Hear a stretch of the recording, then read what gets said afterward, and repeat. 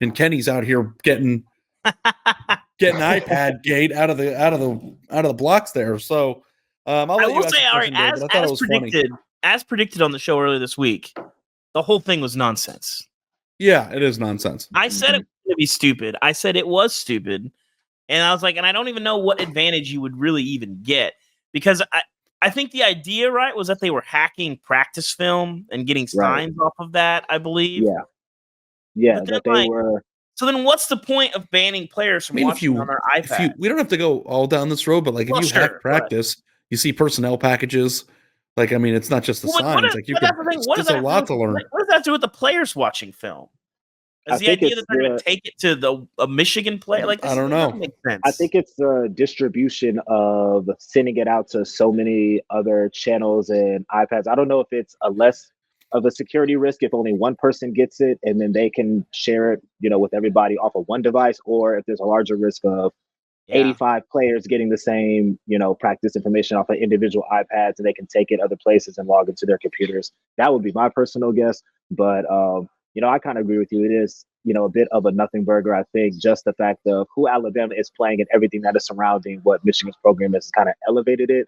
And then, conversely, Alabama players have called it an advantage in some ways. Like JC Latham said, it kind of makes us pay attention more, because if I don't get it in this session with our offensive line this time, I won't be able to go and watch it later. So it was something that, kind of big in the moment, then kind of Catapult had to come out and make a statement. So, you kind of getting these like tentacles off of this initial story that keeps, raising the profile of it, I guess. But I don't really think it's going to have too much of an impact on the game itself. Kenny, I think the story of Alabama's season is the growth of its offense. And earlier this week, you wrote about Tommy Rees and sort of his personal growth and what that meant on the field.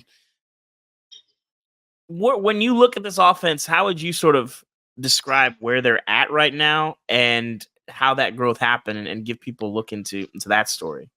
Yeah, I think the ironic part about what happened with Jalen Milroe and the Bill O'Brien news was, in the backdrop, you have Tommy Rees, who found success this year by building an offense around Jalen Milroe. And I think if you watched Alabama at the beginning of the year, they tried to be a drop back passing team, kind of similar to what they had under Bryce Young. And after the South Florida game, they kind of, had a come to Jesus moment, and they said, Jalen Milroe is the best option that we have. He's a different caliber of athlete that we've had at quarterback. We need to start building packages and building plays around him. And once they started to do that, and once they started to implement things that got him comfortable, I'm thinking about implementing more RPOs, more quick pass game, more just, one read, getting it out to receiver, letting him make plays in space, flood concepts where they put everything on one side of the field, so he doesn't have to look to, his left or right to make a read, to deliver a pass. And then building things off of that, I think, has been the thing that's kind of elevated Alabama's offense. And then you think about using players in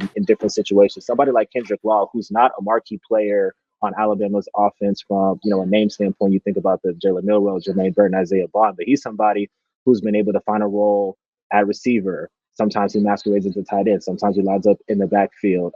So just having, different guys in different formations and being a little bit more creative, I think, has kind of elevated this offensive profile. And I think the other part of it is the growth of the offensive line. This was a unit that at the beginning of the season, many thought was going to be the unit that powered Alabama to a national championship. And that was a huge weakness at the beginning of the year. And you look at the last, 6 weeks or so, they've only allowed, a handful of sacks on the year. So I think just having an offensive line that's been able to protect, been able to get some traction on the ground has been, a huge part of the offense as well. So I think it's a mix of everything. And it's kind of, I guess, cliche when you talk about, week over week progression and day by day and the kind of 1% that coaches and players talk about in these press conferences. But having covered the team week to week, that's truly how the offense kind of came together. It's just, everybody kind of figuring out what works best this year. It's not what's worked in past years, and just kind of getting to this point where they are now. And to your other question about where Alabama's offense is at right now, it kind of feels like they're humming a bit. I think you look at that at Georgia game and the way that they were able to establish things on the ground, in the first half and control the pace of the game. And then Milroe being able to be decisive with the ball and to move around in the pocket and to make plays and extend plays has been a big part of Alabama's offense as well. So it kind of feels like they're peaking at the right time, which again is another cliche, but that is where Alabama's offense is right now. That's going to make for a really exciting matchup against Michigan's defense. All right, I want to play a game with you, Kenny. I want you to help me out here. We're going to get out of the game notes. We're going to get out of it. We're going to go to the desert, Las Vegas. I think like 85% of the action is on Alabama, is on Alabama to win. And the line has moved from Michigan -1.5 to now Michigan -2. It's moving in the other direction based on where the action is going. Dave and I tried to break down a situation where Alabama somehow wins this football game. I can't do it. You cover Alabama. You've been there. You know the matchups. If Alabama loses, how and why will that happen? What will that look like?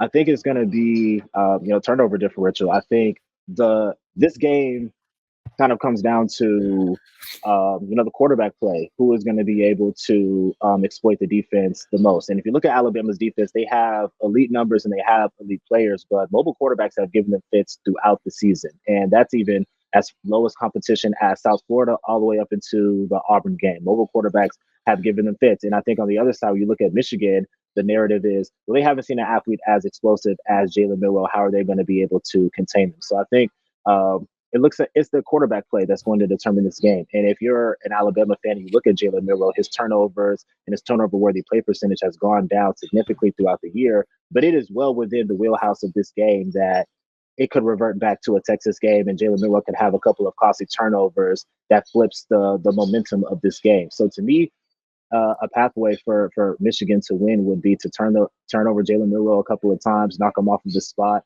not allow him to get confident, and then be able to capitalize off of those with touchdowns.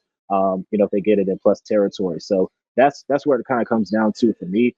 Michigan's defense is extremely formidable, as we all know. I mean, they're leading the country in pretty much every statistical category that you can imagine. So they also haven't faced the top 30 offense this year. Yeah, I'm very curious. Yeah, that is true as well. That is true as well. So, and I mean, Alabama, their offense is something, but they don't have there isn't a Jamison Williams on this offense. There isn't a Mechie on this offense. You think about all the great receivers that they've had. So, who's going to be able to win on the perimeter? Are Jermaine Burton and Isaiah Bond going to be able to win against Will Johnson and Sarah Still and those guys? Are Roman Wilson and their receivers, are they going to be able to win against Kool-Aid McKinstry and Terry and Arnold on the outside? So it's very within the possibility that, it's a close game and a couple of turnovers here and there could decide that fate. And if Alabama reverts back to their early season ways, then they're probably not going to win. Dave, I've been thinking about this. I got to tell you this, and then I'll let you go. Okay. I've been thinking for no particular reason, what am I missing here? Like in my lifetime, there have been spreads that I have seen to think are obvious. Mm-hmm. And everybody else thinks is obvious. I think 90% of people think that Michigan's going to lose.